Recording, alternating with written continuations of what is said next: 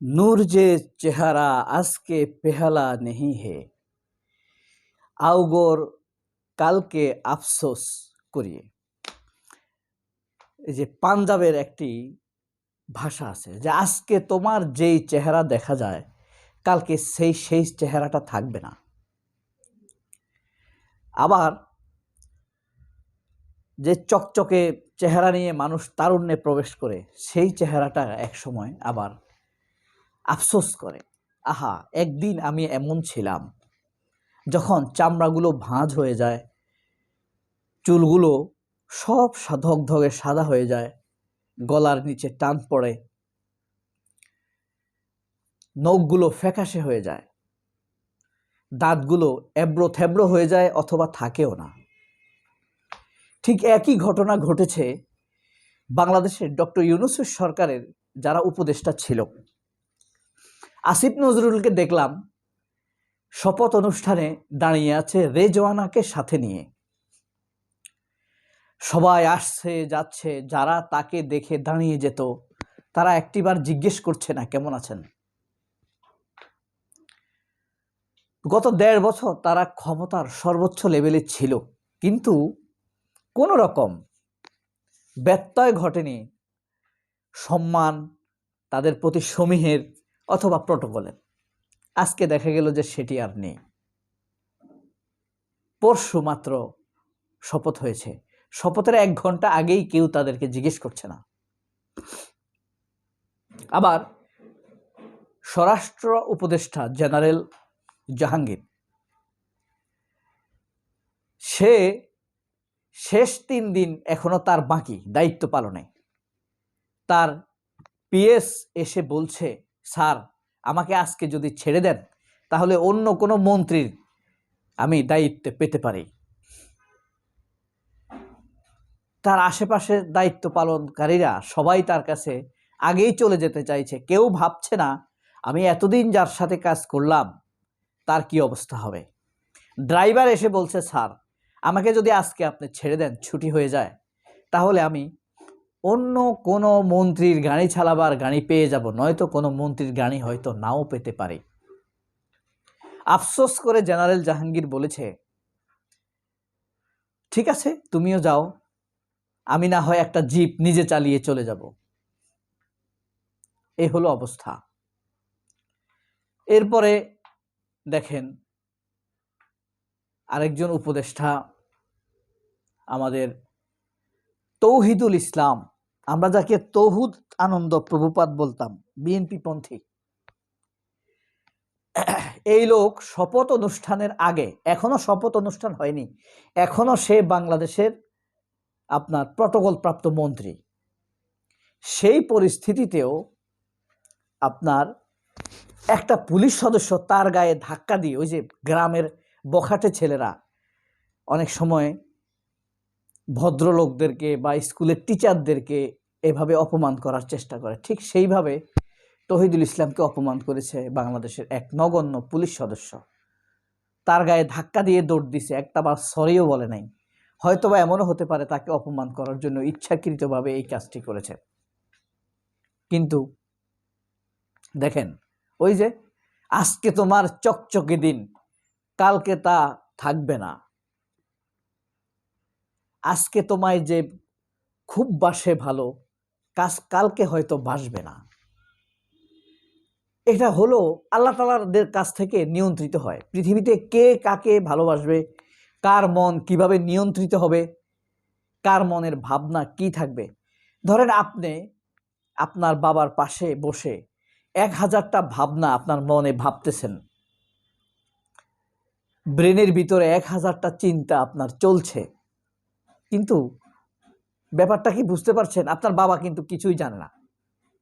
জানে না সেই মানুষ একসাথে কত চিন্তা করতে পারে। আপনি এখন বসে আছেন কুমিল্লায়, আপনি ভাবতে পারবেন নোয়াখালী, ভাবতে পারবেন ঢাকায়, ভাবতে পারবেন বগুড়া, এমনকি London, America, German, France, Korea. মনের গতি এত বেশি, এর সাথে কোনো পৃথিবীর কোনো কিছুর গতি চলে না। ভাবনা মানুষের এমনটাই হতে পারে। এতদিন ধরেন তৌহিদুল ইসলামের আশেপাশে যারা ছিল, জেনারেল জাহাঙ্গীর অথবা আসিফ নজরুলদের পাশে যারা ছিল, তারা কি আসলে প্রকৃত শুভাকাঙ্ক্ষী? প্রকৃতভাবেই তাকে শ্রদ্ধা করত, ভালোবাসত?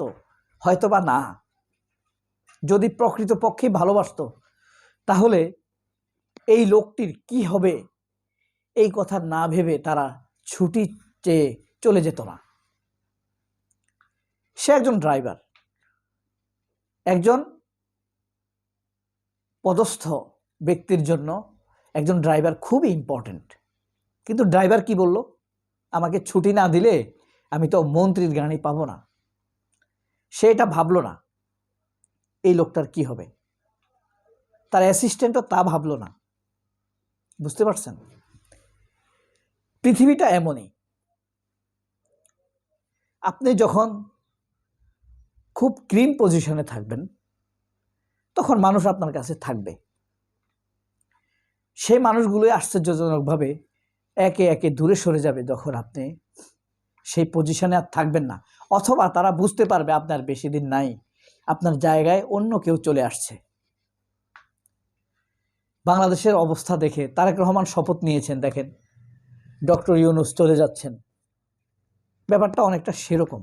যদিও একজন ডক্টর মোহাম্মদ ইউনূসের সাথে আমি আপাতত এই পৃথিবীর কোনো রাষ্ট্রপ্রধান, সরকার প্রধানের সাথে সামান্যতম তুলনা করি না।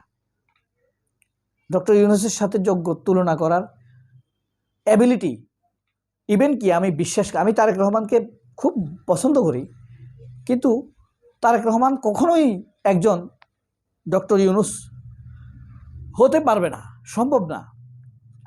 আপনারা নিশ্চয়ই জানেন ডক্টর ইউনূসের নামে এই পৃথিবীর সকল ইউনিভার্সিটিতে ক্লাব আছে।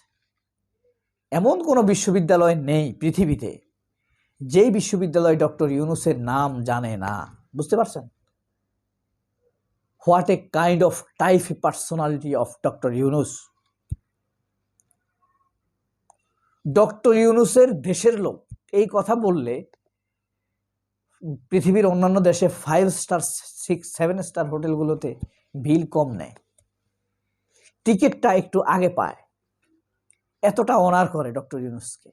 পৃথিবীতে অনেক মানুষই কিন্তু নোবেল পেয়েছে বা পাবে, but they will not be a doctor Yunus. তার যে সম্মান, তার যে প্রাপ্তি, তার যে ভালোবাসা, এটা পৃথিবীতে বিরল।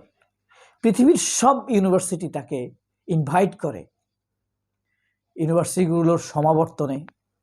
তার বক্তব্য শুনে মানুষ $3000-5000 ফি দিয়ে 40 মিনিটের একটা বক্তব্য শুনে।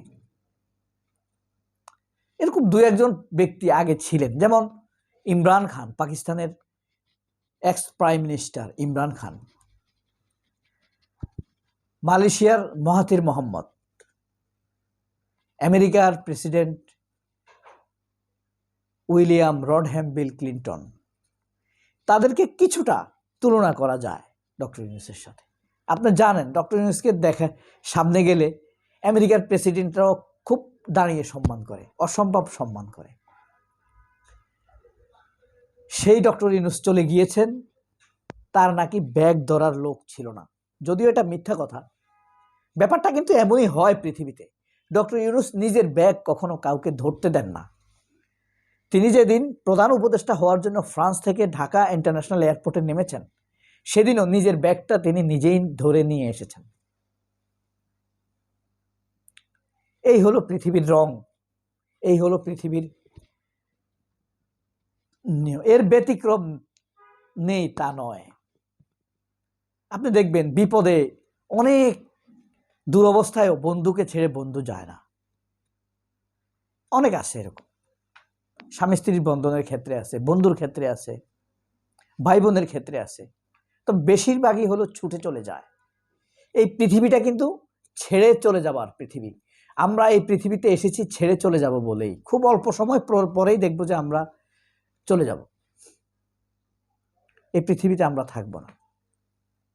আজকে আমি আমার বাবার জন্য আফসোস করি, আমার মেয়ের জন্য আফসোস করি, কালকে আমার জন্য অন্য কেউ আফসোস করবে। সবাই অনেক ভালো থাকবেন। আল্লাহ হাফেজ। আসসালামু আলাইকুম।